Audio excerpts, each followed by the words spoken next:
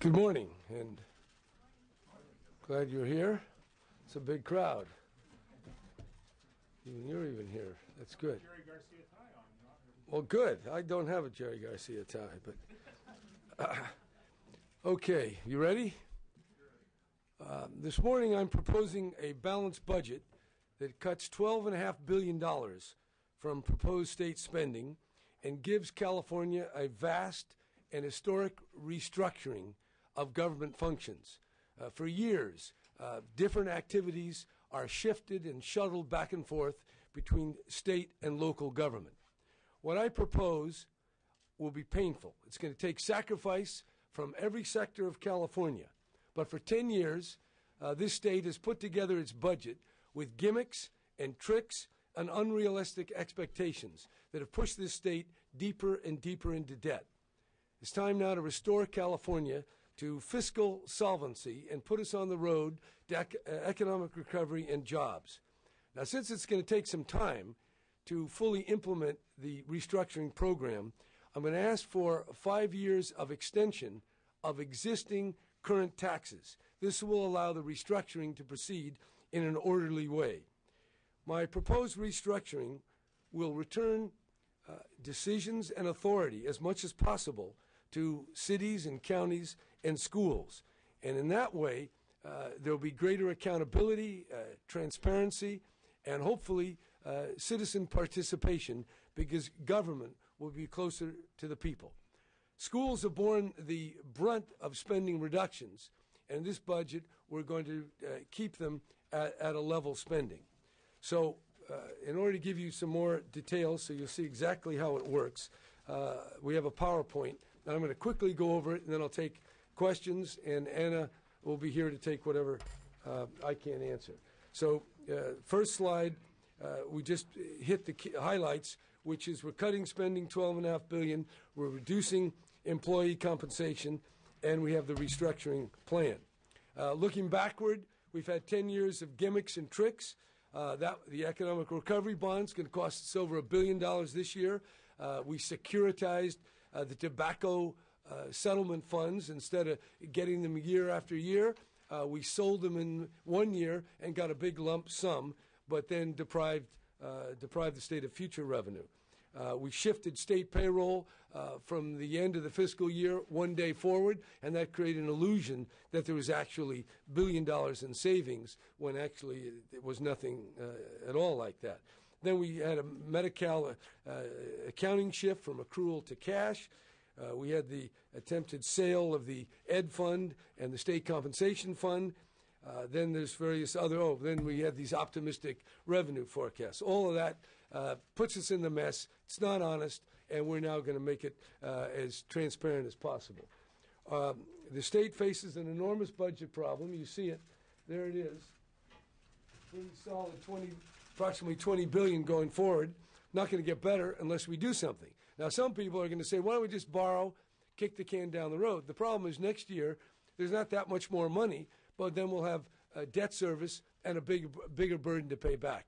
It's better to take our medicine now and get the state on a balanced footing. If you look at the proposed solutions, after the white there is the deficit that goes away. We actually get a little surplus in the second year, and then the third year we're about even. So even with all these cuts and the continuation of the revenues, it's still a tight squeeze, and we're going to have to watch how we spend things. Go to the next slide. The budget proposes a comprehensive solution. It's a balanced approach. You got $12 billion in cuts. You have we protect kindergarten through 12th grade education and public safety. And then we return decision to local authorities. We make government more efficient. And if you look forward several years, we have the budget in balance. Give us the next slide. And you can see the exact numbers.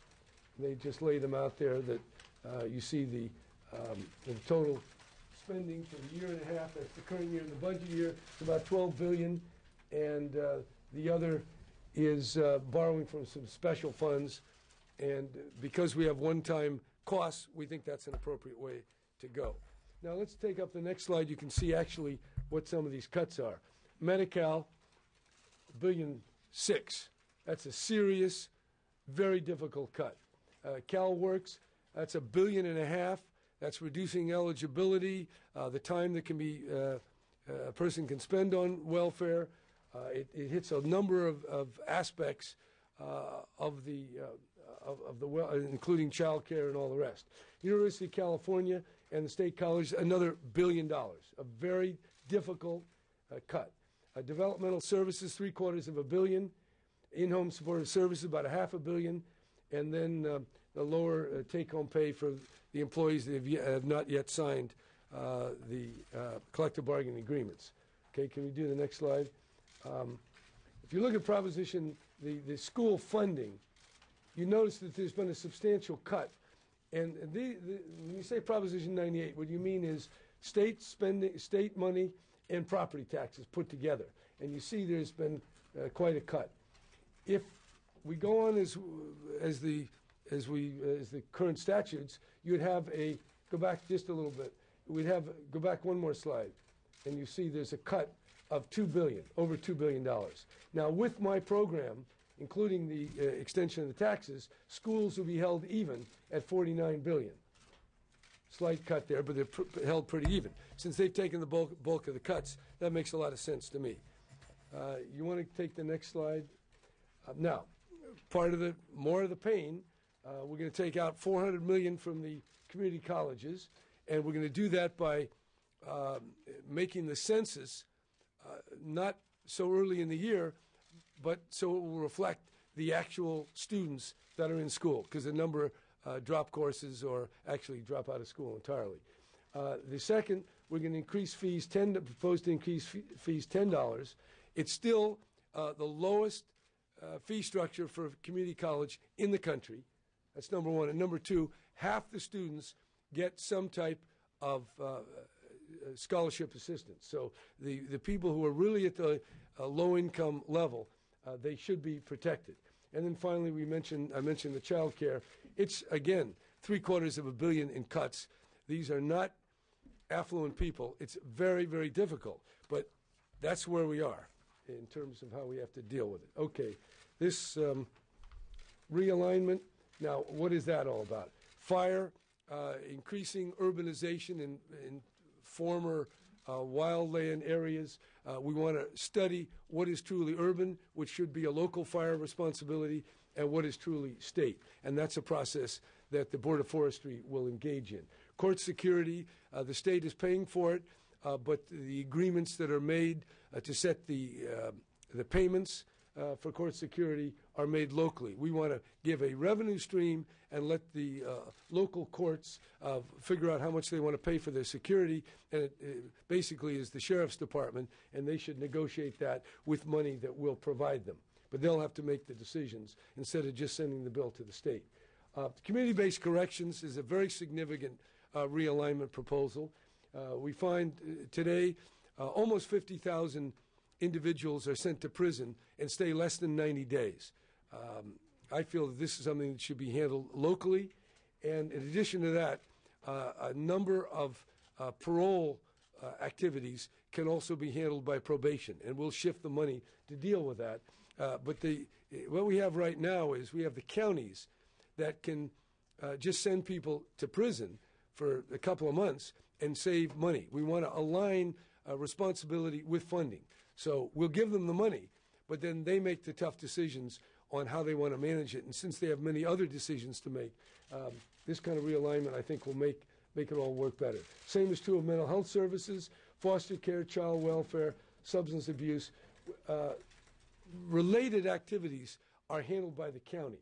And if they have the total bundle of services, we feel they can make better decisions. And, of course, we're going to send the money down to pay for that. There's the dedicated revenues, 1% of the sales tax, 0.5% of the vehicle license fee. Now, one very important point.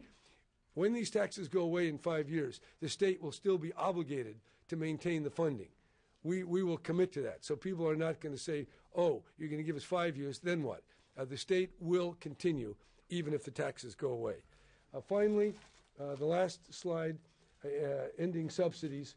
Redevelopment has done some important things, and we don't I don't want to interfere with any redevelopment bond or commitment that has been contractually entered into. But going forward, the redevelopment takes money from schools, cities, and counties.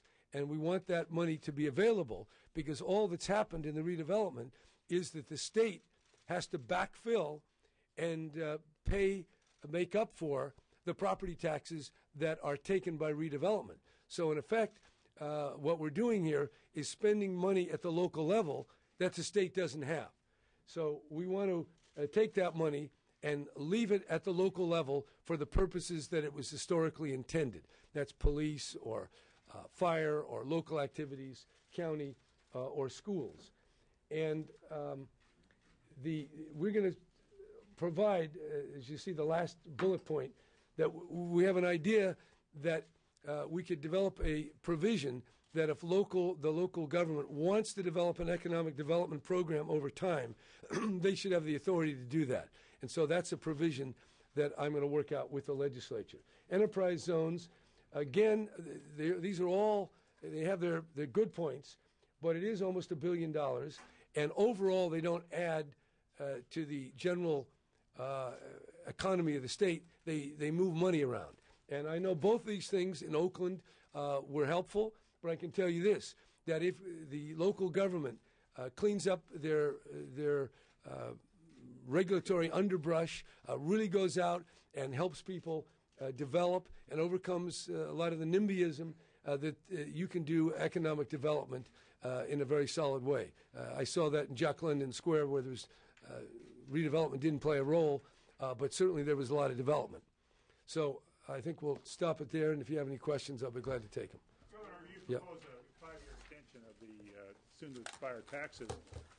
And if the money, at the end of that thing, the state would go ahead and give the locals an equal amount of money when those taxes expire, what makes you think the state's going to have that $7 or $8 billion to give them? Well, we're confident that our great economy is going to come bouncing back. It's just coming slowly, and we think 5 years is a reasonable expectation. If the state doesn't have the money, do those programs come back to the state? No, we'll leave them where they are, and we'll just have to make do with what we have. And I'm hopeful we will have enough money, or we'll confront the problem at the time. But that's 5 years from now, and I think we have a lot of time to worry about all the things in between. Governor? What? The budget as you put out today is complicated if voters do not look favorably on extending those taxes.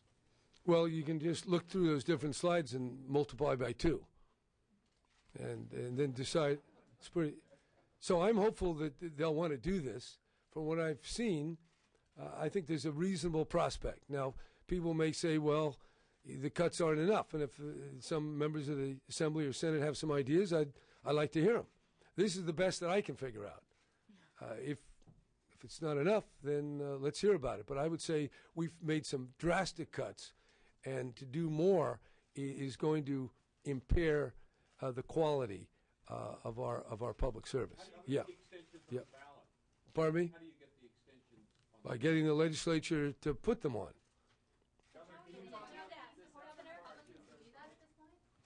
Well, I've met with Republicans, and I would say that they're not locked in stone in opposition. So that to me says that they're open, but because of the various groups that really fight Republicans, particularly if they would ever vote for even a tax extension, they'll be very hesitant. But when you have to face the choice, what do we want in California? And I believe that if we think about the overall good of California, I think we'll get some Republican votes. Governor, on that point, they're not going to be ready today, but they will take a lot of votes. And if we don't get them, well, then we'll deal with that if it happens. On that point, do you believe it requires a 2/3 vote, or can you get the? Well, I'm going to work to get a 2/3 vote. Do you believe there's a way to get those on the ballot with the majority vote? I'm not going to offer that opinion today. I'm going to work to get Republicans as part of it. I think it would be much better if this is a bipartisan effort. Governor, can you talk about on the other side of the coin, you talked about if people think the taxes aren't right, offer more cuts. There are a lot of people who are going to be very unhappy with the cuts you proposed.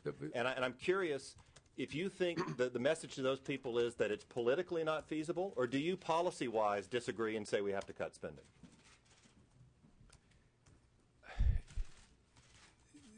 How you see the world depends upon where you're sitting.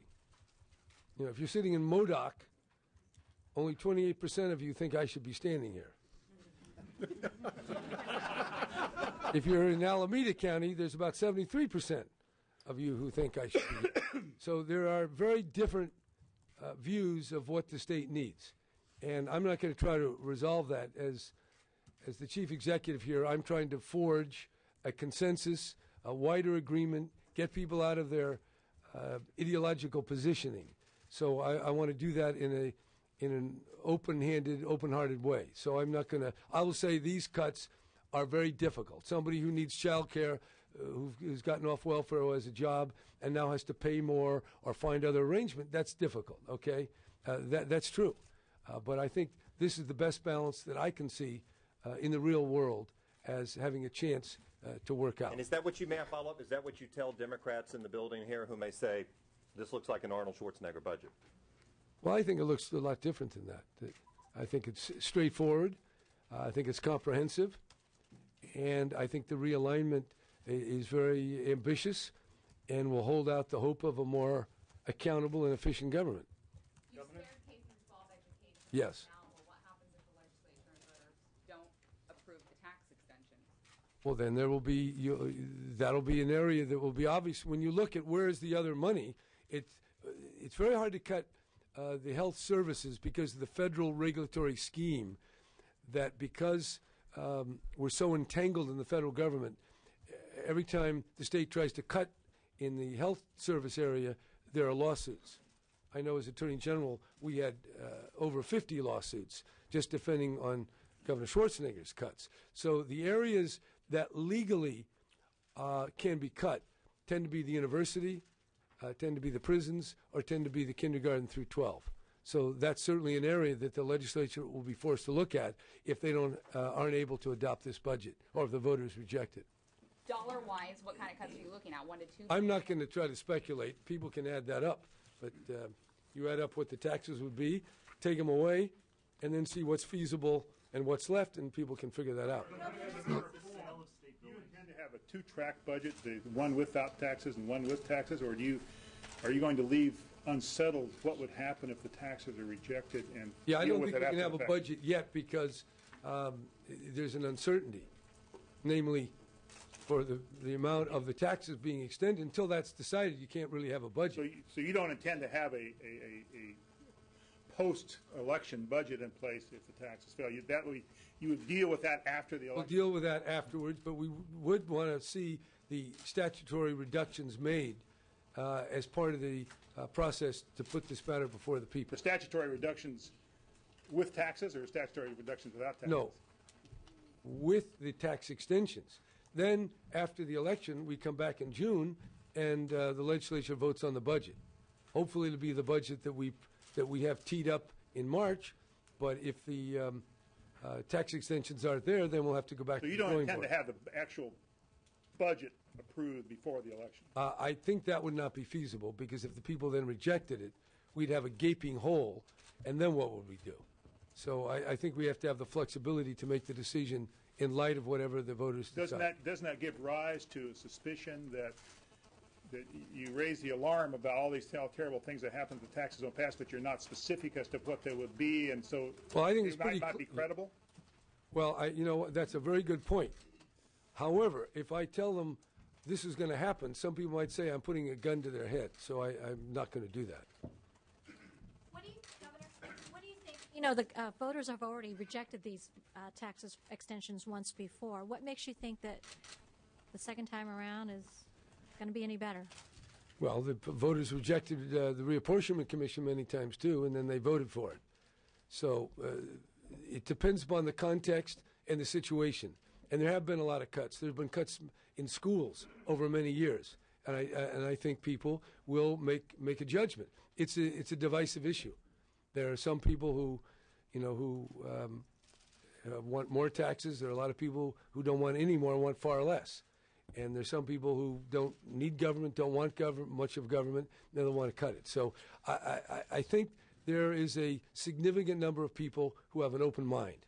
And it'll be up to the legislature and myself and the business community and citizen groups and parent-teacher associations to make the case. And then whatever the people say, that obviously we'll live with that. Yeah. But It's going to be an expensive statewide campaign to convince voters to go for the tax extensions. Who do you see financing it and why? well, there are a number of people that spend a lot of money on campaigns. Maybe I'll check in with them. Are you talking CTA and the public employees? Who's going to pay for it? I think a lot of a wide swath of individuals. I mean, people do. It is amazing how much money people are willing to spend in political campaigns, and I think we'll find donors, and they'll represent business as well as labor, as well as environmental groups, ordinary citizens. I think people will want to protect and defend California as they've come to understand it. And that's really what's at stake here. Governor, you've called the sale. Yeah. You've called the sale. Wait, guys, we can. You've called the sale of state office buildings not prudent, but your budget seems to suggest you're not including cuts for it. What's your plan? I'm not, because, well, we have another 30 days to think about it. So what are you going to do? I don't know yet. I may would you try do to something that's not- renegotiate. I may look at it. It's people who made these cuts didn't like it, but it's just we're in a difficult state. And how many more cuts do we want to make? So it's a way of advancing some money. So it's not something that I would recommend, but I'm holding open that possibility, and I will decide in the next 30 days. Governor, what about pension reform? You haven't addressed that. I have addressed that, and if you go to my old webpage there to lay out a clear game plan for pension reform, that's not part of this budget proposal, but I will definitely begin a process of pension restructuring. Governor, does your realignment plan amend What? or impact at all Proposition 13? There's been some speculation about how that proposition may change or be No, amended. I mean, first of all, the proposition has been changed from time to time, but the essence of Proposition 13 protects against property tax increases, and nothing in this budget affects that. You'd expect others to place Yeah. the CalWORK, the new eligibility limit, the shorter time frame on Medi-Cal, the co-payment. Is that, in your view, is that like a new world order, or is that something that you're doing that with the hope that eventually those things could be restored? I don't like the phrase "new world order." That sounds like the builder. That sounds like the Trilateral Commission and the Bilderbergers. So let's be very clear. We're not going down that road. Well, they use some phrase called the new norm or something. The difficulty is all across America, people have been living on debt. I noticed that our economy benefited from what I can understand was a $5 trillion stimulus in the form of mortgage loans in the recent decade. And those mortgage loans were premised, of course, on making money available under very shaky circumstances and in an imprudent way. As California and as the country becomes more prudent, we're going to have to live in a more conservative fashion. It's just that simple. It's when debt is a very powerful tool, but it has to be kept in balance. And if you notice our debt, when I was here the last time, I think our state, the interest on the debt was in the 1%, approximately 1%. Now it's 6.5% and rising. So we do have to be careful about our debt. And even the economic recovery bond that everybody celebrated will be about $1.5 billion in this budget. So if you borrow too much, you got to pay the piper, and it's a matter of balance. So what we're doing is we are cutting, we're extending the taxes, and we're restructuring. And I believe that is a way to go. It's going to be objected to, but there are even more people who will say, thank God, we're finally facing the music. Governor, why didn't you pursue other tax increases like corporate taxes, oil severance, that kind of thing? Because I want to put together a program that I think is feasible, and this is what my best sense of what the people of California could accept. Governor, are you planning given a choice of which taxes they want to extend and what programs they would. I think it'll be a total package. I think that makes sense. That's the way I'm proposing it in the budget. Yes? What exactly do you want the legislature to do within 60 days? I want them to make the necessary reductions, which will require statutes being enacted, and I want them to put on the ballot the necessary measures to extend the taxes for 5 years. Preliminary budget of any kind? Well, I want them to tee up the situation so the voters can see very clearly what they're voting on, what very clearly they can get. And then, assuming we're successful and the voters say yes, and the legislature makes the tough, very painful cuts, then we'll be in a position early in June to get a budget within the constitutional timeline. I don't think so. There's not enough time for an initiative, so it will have to come from the legislature. And I assume they will put on the ballot something. I think it's complicated enough just the way it is. Governor, as you know, there's a ballot measure to change the budget process, a larger rainy day fund that's been earmarked for a later ballot. Would you support moving that up, maybe as an incentive? I would want to give that some thought. That will cost a couple of billion. Laying that money aside will cause us some stress there. So I'm not. But would you move it forward to this ballot? Would you advocate? Well, first of all, the legislature has to do it, but I would want to see what the implication of that is. It could compound our short-term problems, even though I like the idea of a rainy day fund. If you're not going to have a budget in place by Election Day, what guarantees would you give to the voters that what you say would happen would actually happen? And you're asking them to vote for new taxes without the spending cuts actually in place. No, the cuts will be in place. They have to adopt these are statutory cuts. We want to put those in place. What I don't want to happen is to have, if the taxes go down, have a budget in place that has a gaping hole in it. And then what? What do we do? What happens? Where does the money come from? Do we just then borrow? And I want to avoid that at all. You want to have give me back, a preliminary budget that has the cuts in place for 2011-12 and assumes the passage of new taxes. Yes, but right. And since we don't know what will actually happen, we have to. But we have to. That's passed into law by then, or just something that's out there? Oh no, some passed into law. We want these cuts in law. So we're talking about the eligibility, child care, changing the eligibility 5 years to 4 years. All that stuff, we want that all done so we see where it is. So on the assumption that regardless of what happens in the election, at least those will take place, right? That's the goal. Governor, do you have a specific date in mind where you'd like to see this election held? As soon as possible, because we want to get it done to get the budget on time. And the legislature will want to put their budget, will want to pass a budget in time, too. I don't think they're going to want to delay past the deadline. What? Don't approve these taxes, and you've got to come back and cut another $12 billion Yes. in June and July of the usual protracted stalemate we go through every summer here, where they're going to be fighting over these cuts, and there won't be the possibility of revenue increases then. And how will you deal with that? Well, that'll be very painful. But this is the world we live in. I mean, you can't manufacture money, although it has been tried over the last few years. But as I say, we're going to face the music. If we don't have the taxes, it's going to be extremely difficult.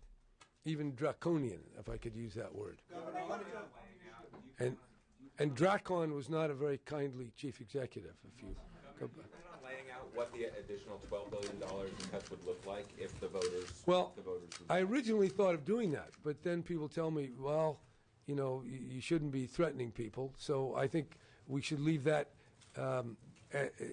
as something that can be looked at, because there are a variety of reductions that could be made. But people should assume that what's left is what would be cut. What openings are there? And as I say, because of the federal restrictions on cutting various health care services, it's very difficult to cut in that area. And so what happens usually is the kindergarten through 12 community colleges, state colleges, the university are the ones that are cut. And then looking for more money, people look to the prisons or to public safety. Now, I mean, those are what are there, but I'm just laying it out the way it is. This is just the facts, and hopefully that'll be enough for people to make a decision. Yes? What happens to your plan if the voters don't vote for the tax extension? What happens to the plan for realignment? How will you pay for it? What happens to it? That's a good question. I'm going to turn that. Thank you. You got it. You got it. Good question.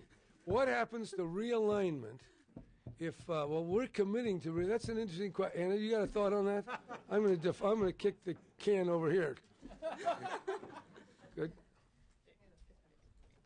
The policy goal remains in the context, like with everything else in the budget, in the context of having lesser revenues, then everything would have to be revisited relative to how it's funded. So there's ongoing funding for realignment in the context of the budget proposal. There'd be the goal of bringing government closer to the people, but the remainder of the balance of the expenditures would have to be reexamined to figure out how to fund the various services and the various programs. And as the governor mentioned, there's limits to how far one could go in health and human services. Education, higher education, and other program areas are the areas where we would have to look for additional options to balancing the budget. I do think. Let me give you an example. For example, the individuals that are sent to the state, as soon as a person is convicted and is sent to the state, they go to a reception center. They get a very extensive diagnostic work. There are things and activities that are mandated by the federal government through various lawsuits that are very expensive.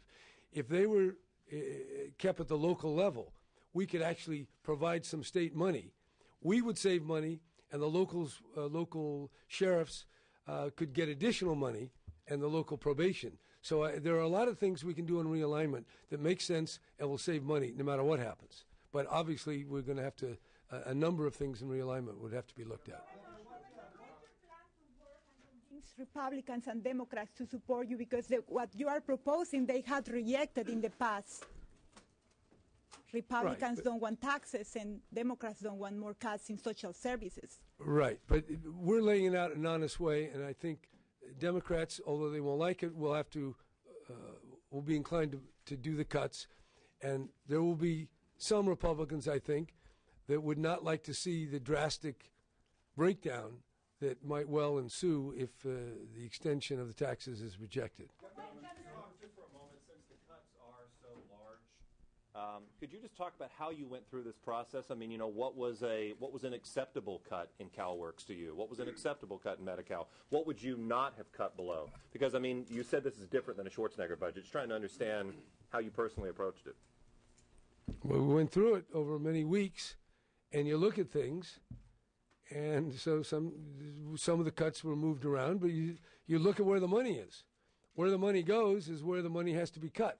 It's just that simple. And government does a number of important things, whether it's helping the most vulnerable or whether it's educating people at the university or whether it's incarcerating dangerous people. It does all that. So whenever you cut, you have to cut some of those things. Now, in addition to that, I think there's some waste around here, and I'm going to be announcing various consolidations and cuts in the state government. And I think at the local level, there are things that can be done.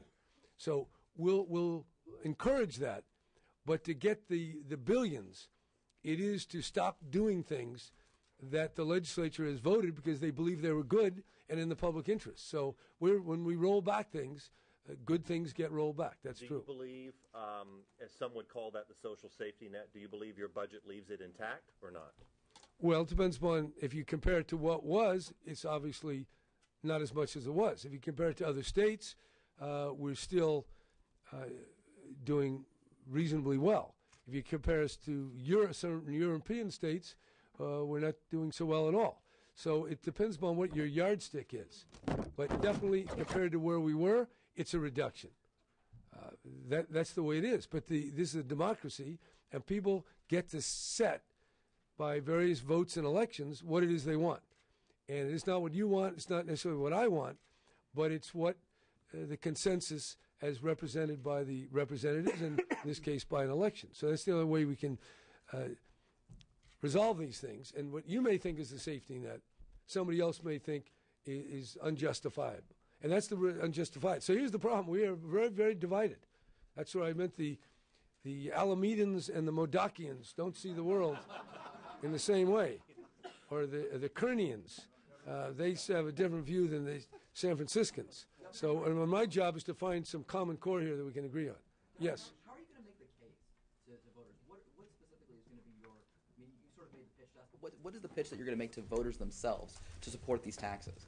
I'm just going to lay out the facts, and whatever they decide, obviously would be the result. I think this is going to be just a honest presentation of what is. But I mean, are you thinking about like going, across the state, with hearings or? Well, first of all, I'm going to discuss this with representatives of the business community. I will talk certainly to Republicans. I'm going to talk to different people who have different ideas. And I'm going to try to win over as much support as I can. So I will sometimes go into the lion's den and see if I can't satisfy them with less red meat than they're accustomed to. What? Yeah. Have you had conversations with them? Is this something being done unilaterally on your part? Oh, no. This is all done through collective bargaining, and I'm sure there'll be resistance. But that's what collective bargaining is all about. It's back and forth. Governor, all right? is there one touch in particular or a serious cut that particularly pain you that you look at and wish you didn't have to? Well, all these things are difficult. Certainly the university. I mean, I don't like the fact that we're cutting back there, but it's also true of people who've gotten off welfare, have a job, and we're making their child care services more difficult to obtain. They're all difficult. They're difficult in different ways, and I don't want to elaborate or try to make comparisons. All right? They have a lot of security around here. I mean, it's astounding how much security. When I was mayor of Oakland, I used to drive through some pretty troubled areas by myself. But Oakland criminals are a little different than some of the folks we see elsewhere. What? To what extent has the budget been negotiated with the legislative leaders? If Negotiated? Yeah, have you, or vetted We with brief them, we talk to them, we lay it out. This is the process. Do you have any support from them?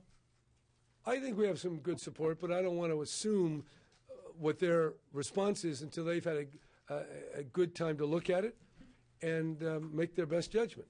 But this is not done in a vacuum. We talk to people. Governor, yeah. How difficult do you think it will be to get state employees to accept an 8 to 10% pay cut? Well, a number of them already have. I believe SEIU 1000 has already done that. So they've already, because they did the furloughs, that was 15%. So, yes, this will be the last question. Prop 20. I don't know if it does or not. That is one of the complications. There are plenty of complications. There's federal rules, there's constitutional rules like Prop 22, and then there's politics. And then there's state and local government, and then there's all the divergence political ideology. So, yeah, there's lots of issues. I don't know whether 22 itself is much of a bar in any greater respect than anything else around here. Yeah. Yeah. No, not really. Yeah. In the estate tax yeah. revenue, but now this one is at 25. By 25, and if you don't have the sell the buildings, that's another $1 billion. Right, but what happened to that estate tax? The difference, the legislative analysts had a different view of some of the spending and some of the revenues, and they didn't look. Anna can give you. It's a few little. So 25.4 is the figure that you're going. That's the apart one. From the building. And remember, plus the rainy day. When you're predicting out 18 months, it can go $1 billion here and $1 billion there. It goes pretty fast. Are you guys? That's it, guys. 46 minutes. What? Do you support keeping that two-thirds threshold? Well, we're going to look at an alternative mechanism for redevelopment or economic How development. vigorously will you campaign for the tax proposal? Very vigorously. Governor, getting back to the security question. No, I think we've had that one. Don't worry about that. We have a lot of security. We're very careful. I feel very confident.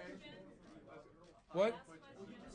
Sure, definitely. When will you do it? As soon as I can get it together.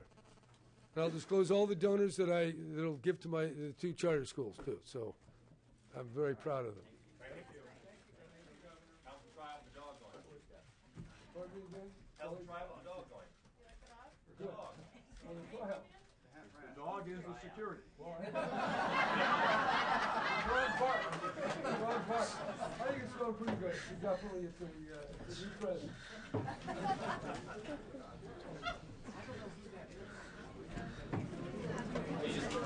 That was Tom Quinn.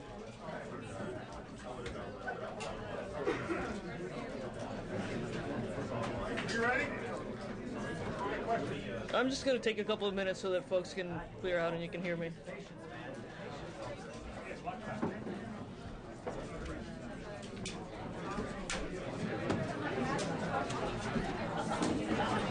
All right. What? I'm just going to wait for people to clear out. It's a little loud. You just want me to go ahead? All right. Or try to.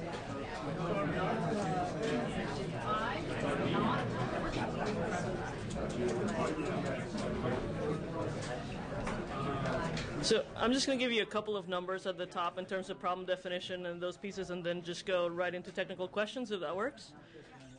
So problem size that's been mentioned, the total problem definition is $25.4 billion. The 25.4 is comprised of an $8.2 billion current year shortfall for 10-11 and 17.2 for next year. In order to rebuild to a prudent reserve of another $1 billion in solutions is needed, so the total solutions is 26.4. As the governor mentioned, there are some differences in the estimates from between the Legislative Analyst's Office and the numbers that were previously out there and the numbers for the Department of Finance. The bulk of the difference is in our revenue assumptions and economic outlook, corporate profits, and different factors that drive our revenues. The other big item is we have the Department of Finance number is a lower estimate of debt service cost associated with a revised plan for sales and the expectation that there won't be a spring bond sale. So those two pieces account for the greatest difference between the LAO's numbers and the Department of Finance's numbers. The two biggest items is a different economic, small difference in the economic outlook that drives the revenues, and then the second piece is a lower debt service cost assumption, and that has to do in part with the assumption that there won't be a spring bond sale this year. Projects are going to continue being funded. Projects underway in the last bond sale were funded through the budget year. Through this year and through December actually. So those are the two big differences between the numbers that were previously out there and the updated numbers in the governor's budget. Does that mean there won't be new projects? There's some funding that was sold for new projects. It's just an expectation. Basically, projects are going to continue getting funded. Some new starts occurred, and it's just updated assumptions from the Treasurer's Office about assuming no bond sale this spring. There'd be the available bond fundings that have been allocated to new projects. There may be some projects that, as the state, following December of 2008, when there was the freeze of projects, there's been a change in the way in which a state is funding infrastructure. And associated with that, there's pre-sale of bonds before projects are getting underway, and that's continuing to be reflected. We have a lower debt service estimate, assuming that sale occurs in the fall and not in the spring. Now you have it on page 6 of the summary, $1.7 billion in property tax shift, which implies that you intend to grab those redevelopment funds again for the new fiscal year. Is that true? In the first year, the redevelopment proposal, essentially, the redevelopment agencies would be eliminated. The first call on the dollars is to meet existing obligations. As the governor mentioned, it's bond obligations or contractual obligations done by the redevelopment agencies. In year one, $1.7 billion of the funds that used to be redevelopment funds, and now it's going to be base property tax, is going to help the general fund. There's about $200 million in funds that are going to go back to cities and counties. Going forward, those dollars, the bulk of the dollars, what used to be increment is going to go to the locals. So there's a 1-year benefit to the general fund from the redevelopment proposal. Going forward, the benefit accrues to the localities that used to get that property tax. Now, how does that square with Prop 22, which says I think pretty specifically, you can't take redevelopment funds. How you gonna get around Redevelopment agencies are eliminated, right? So property tax that would have flowed, tax increment that went to redevelopment agencies, it no longer is that. Now it's general property tax that is available locally. A portion will go to the successor agencies, and the balance will be property tax dollars that gets allocated at the local level by statute. Let me ask you another tax question. Amendment? No. What? It won't. No. I thought the redevelopment were enshrined in the Constitution. Proposition 22 applied to... No, I'm not talking about Proposition 22. I'm talking about what, 1957 or whatever. It's statute law. It's statute. Redevelopment agencies are a creature of statute, right? So if the legislature eliminates redevelopment agencies, then it's just property tax. There isn't this distinction between base property tax and increment. And you can do that by simple majority vote, then, because under Proposition 25, you could do you could eliminate the RDAs under a simple majority vote of the legislature without going to a vote or 2/3, right? Yes, but it's not affected by Prop 25. It's just a statutory change. So it's historically been a statutory change that changes the way in which property tax were distributed. The legislature can always change that on the majority vote. And as of January 1, that the surtax on the personal income tax went away. Right now, I presume that people are having less money taken out of their paychecks on withholding because of that. If you would reinstate that for the whole year, you would have, correct me if I'm wrong, you would have a half a year in which there had been no withholding for that tax. Is that correct? At this point in time, the withholdings are done with the base rates. There are going to be changes in withholdings based on changes in federal law. And over the last few years, given accelerations, changes in state law, and changes in federal law, there have been multiple changes to withholding, some occurring in the middle of the year. So you'll think that you might have a lot of people kind of left holding the bag, as it were, with liabilities that they didn't anticipate? I think that there have been changes that have been done in the past during the course of the calendar year to adjust withholdings to ensure that subsequently there isn't a large tax bill in the following April. Can you talk about, you said redevelopment obligations that are sort of existing will be met, but what does that mean? I mean, if there's a project area that's been approved but they haven't sold the bonds yet, if there's a contractual obligation associated with a particular project, that would be protected. So if there's a contract in place that involves a particular project, or if there's a bond that's been issued, those dollars have been committed under a contractual obligation, that obligation will be honored. How many things in this budget would need voter approval besides the taxes? There's a change to Proposition 10 that would require voter approval. It's to use to shift funds from the currently locally and state-funded programs to fund Medi-Cal. That would require voter approval. The new form, the new way of funding economic development would be another proposal that would require voter approval at some point in time. What do you mean the new funding?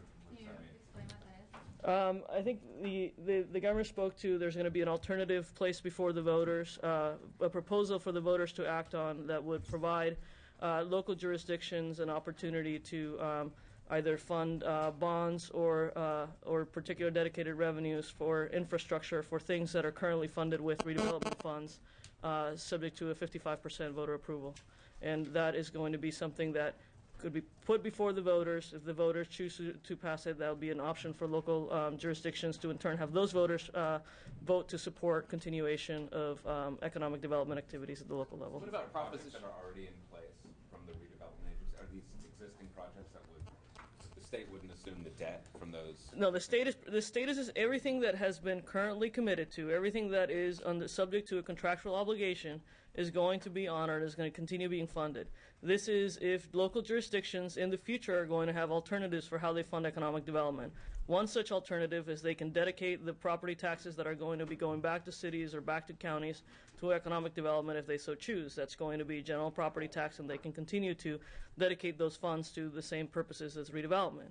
There's also going to be this alternative place before the voters, and if the voters approve it, then local jurisdictions could place targeted funding and targeted bonds for local jurisdictions to expand on to do additional economic development activities. And that would only be at 55%? Yeah. Threshold. Is that the existing law? Or that would be created? It's existing law for schools to provide for bonds at 55%. It's not existing law for infrastructure generally. Lowering, so there will be a proposal before voters to lower the vote threshold? At some point in the future.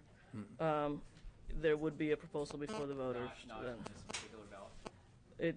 It would not be in this. It's not. It's something that would be in the future. It would be at some point in 2012. You said Not 60. now. I mean, if you're gonna, how are you going to appropriate funds or use that money to backfill? The legislature has the authority to amend Proposition 63 if it's in furtherance of the purposes.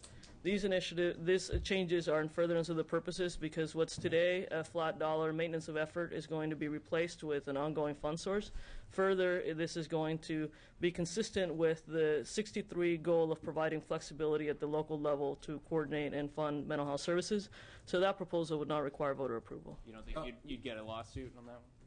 We think the legislature has the authority to do Why it. did they have to go to the ballot in 2009? That was a different proposal than this one. It's not this proposal in the aggregate. Mental health ends up taking what's generally a flat dollar MOE to turn it into a revenue source that increases the relative rate of funding over time. This is in furtherance of the purposes. That previous proposal was basically shifting some of the existing dollars to other purposes. There was not a commensurate level of change. There also wasn't tied to giving additional local control and some of the other elements of the realignment proposal. Back to redevelopment, you say the successor agencies then would take over the paying off the contractual debt. Now, those successor agencies would be the same agencies that created the redevelopment agency. The city made it a redevelopment agency, and the city becomes a successor agency. Those successor agencies will be the successor agencies. However they end up being created, they'll be, it could be that it's a similar created by the city. It's whatever ends up being the successor agency that's going to have the responsibility for continuing to meet the debt service obligation. Will it be decided at the local level or through the These are the types of things that would be created in the context of the statute. Can I just clarify on this economic development then? There's a plan for, not on this ballot, but in the future, to allow locals to earmark existing local property tax money. So it's not to raise new money, So right? it is unaffected property tax. But it's to earmark the local property tax for economic development, right? Two different elements. Okay. One is the fact that today, property tax, it's a revenue source to cities and counties. It's generally, they can spend it on a wide variety of purposes. That's part of redevelopment, right? They can take base property tax today and use it for economic development purposes. All I'm mentioning is that portion of current law is not changing. Right. This is separate from that, which is that the proposed change, the change that would be put before the voters does not affect property taxes. What it would do is they could have dedicated funds that would be either bonds or new taxes that could be dedicated for the purpose, if the locals voters choose to, for the purposes of economic development. And just for economic development. For infrastructure, economic development, for what RDAs are doing today. So this is like parcel taxes for schools, what they do now. It will be some specified taxes. It's. Yeah. But the bonds can be backed by property taxes. The bonds can be backed by by sales tax increases, whatever they decide to ask for. But the governor's supporting a plan. Is that I'm sorry. Is that yes? Property taxes are not going to be affected by this portion. So like today, locals have the authority in some jurisdictions to raise gas taxes, and that could potentially be a fund source against bonding and those types of financing. So. But the governor would specifically call for a plan that would make that threshold 55%. Yes, but the threshold and the change does not affect property taxes. Right. Can you explain for the June ballot measure, how many questions would there be? Like, what's the working proposal? Is it just one? Will you extend all these taxes for 5 years, or would it be broken up? As the governor mentioned, the goal will be to have all the different revenue extensions and maintaining the current tax rates for dedicated purposes as a single question. Just one question. Can you explain? Would that be the only ballot measure? There's some other things that have already qualified, and then Proposition 10 is the other piece that has to go to the voters. So how many ballot measures would there be? At this point in time, based on this, it's 2, and I think there's 2 more that are already that are already qualified. Can you 3 total? There's 2 from this plan, and then I think there's 2 more that have already been qualified. So it'll be a total of 4. Well, I mean, how many will the governor do? 2. And then the governor has another one for 2012 as well. Yeah. Can you explain? We're talking Right. It won't be on the 2011. talking about $12.5 billion in spending cuts, but only $2 billion less general fund spending. How does that? Actually, the general fund spending reduction is greater than when this gets a little complicated. So when you look at it from a state spending standpoint, state spending is actually going to go down by about $16 billion from what the projected increase would have been, and the $12.5 billion is focusing on what's going to end up being spending reductions. There's going to be a reduction in state spending beyond that level associated with realignment and with programs previously funded at the state level then being funded at the local level. So this is the 12.5 to 12 is basically looking at what is it that's going to be spending reduced and what is it that's going to happen relative to revenues. It's not that there's additional changes that affect the math that are related to how things are going to be funded. So state spending is going to go down from what it would have been by a greater amount, by a total of 16. This realignment plan is, as laid out here, is contingent upon the taxes being extended, correct? This is all a single proposal that includes realignment, and everything else in the budget is a single proposal that looks at reductions, it looks at maintaining existing tax rates, it looks at extensions, and it looks at realignment. The whole proposal is a single proposal.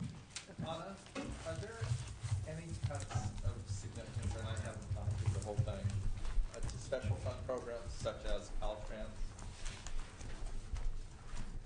I think the significant proposal affecting Caltrans is the weight fee proposal and the proposed reauthorization of the switch in how things are funded that was done last year. There are no substantial additional changes there. And let us get back to you with any special fund changes. No substantial special fund changes are coming to mind at the moment. There are impacts on special funds associated from employee comp proposals, but we'll get back to you if there's anything specific that comes to mind. How many of these actions require a waiver from the federal government? There's some of these actions that are subject to federal approval. For example, some of the proposals in the area of Medi-Cal, the co-payment requirements, the limits on the total amount of services, those types of proposals are subject to federal approval. Some of the proposals in the in-home supportive services program are subject to federal approval. So generally in the health and human services area, there's multiple proposals that require federal approval. In the the provider rates, isn't that contingent on what happens? Isn't that being litigated, or is that? There is litigation over previous rate reductions. The litigation in those cases is largely around procedural requirements and the extent to which the state did a rate study and whether that rate study was the basis for the legislature's action relative to reductions of rates. So those affect previous proposals, not this proposal. That issue is before the U.S. Supreme Court. And again, that relates to the procedural requirements, not to whether or not rates can be reduced. You talk about Proposition 98, and it looks like there's a $2.1 billion deferral. Can you explain that in the context of the $1.7 billion deferral that was this year? Are you just adding $400 million to that deferral and pushing it over another year? You got it. Okay. And basically, it's maintaining the same level of program funding for K-12, so that in the program funding in the past basically had a deferral going forward, and this continues that deferral, and it increases it by a slight amount. Do you know offhand how much stimulus money the K-12 schools are receiving this year? Stimulus funds being received by the schools this year. In the big publication, if you go to the education section, there's a chart that shows what happens to total funding for schools. So it shows that the general fund support is roughly being held level. But if you go to page 137, that shows what's going on with the federal funds, and you can see that the federal funds are going to be going down by a small amount by several $billion from 10-11 to 11-12. And so if the taxes are extended, the 98 level remains constant, but there would still be a net loss to schools because they lose the stimulus dollars. Yeah, so programmatic funding from the state and property taxes is what's being held level for K-12. Okay, I'm still working to understand the deferral here because you subtracted the $1.7 billion from 10-11, right? So So when you say schools are held harmless, is that with the detracted 1.7 billion? In 2008-9, there were a series of deferrals that were put into place in order to bring down the guarantee that are basically our rolling deferrals. So there's a portion of the funding for programmatic funding to schools that is being paid in arrears. The last year's budget included an additional $1.7 billion deferral. Right. This proposal makes that ongoing and adds $400 million.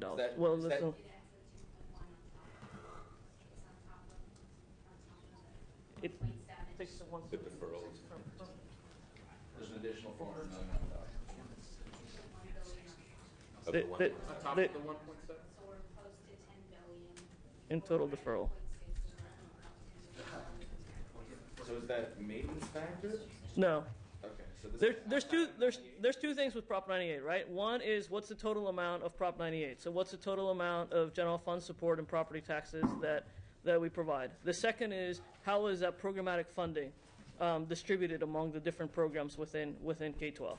So that's what the deferrals speak to is how the programmatic funding occurs within the Prop 98 guarantee. And does the new budget proposal honor the maintenance factor from last year that was set at about $11 billion, right? Yeah, and the number keeps changing because we pay some, and but there are no changes to that portion of the budget. And then another question is on CalPads. There's this working group to decide. So what's the plan for that? How long is the work group supposed to go before the federal funds are returned to either CDE or another agency? We're working through the process and looking at examining really what's the, what data is necessary, what are the federal requirements that we have, and how to best meet those requirements. And it's an issue that we'll be working through in the coming months. And who's going to be in the work group? We'll be happy to talk to you about that when we have the specific membership to the work group. And then is there a deadline to the work group finishing? It's something we're going to be working through over the next several months. With the plan of introducing legislation as a result? With the plan to share the plan at the moment that we can provide more specifics about where we're going. Anything else? The governor talked about using zero-based budgeting. Can you talk about the extent to whether that was done or wasn't done? One of the areas that we're talking about zero-based budgeting is looking at zero-basing vehicles. And looking at, and in the context of looking at efficiencies, we'll be looking at zero-basing some of those expenditures to get a sense of making sure that every expenditure in that area is justified from the new base. Anything else? We'll have more later. I'll Thanks. All right, thanks. You all here for 60 days now. This is it, guys. This is the last. So, and is That's awesome. The annual cost of that realignment is roughly $6 billion a year. It goes up to about 7 change. You can see it on the table. About 72.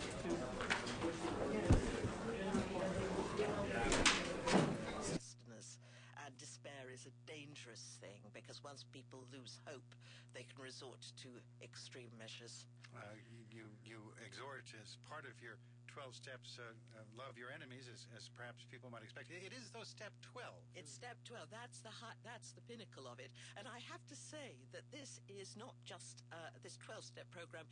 It's not something that you're going to master in 12 weeks or even 12 years. This is a struggle for a lifetime, and because there are aspects in us that militate against compassion. Compassion's not a very popular virtue. People often prefer to be right rather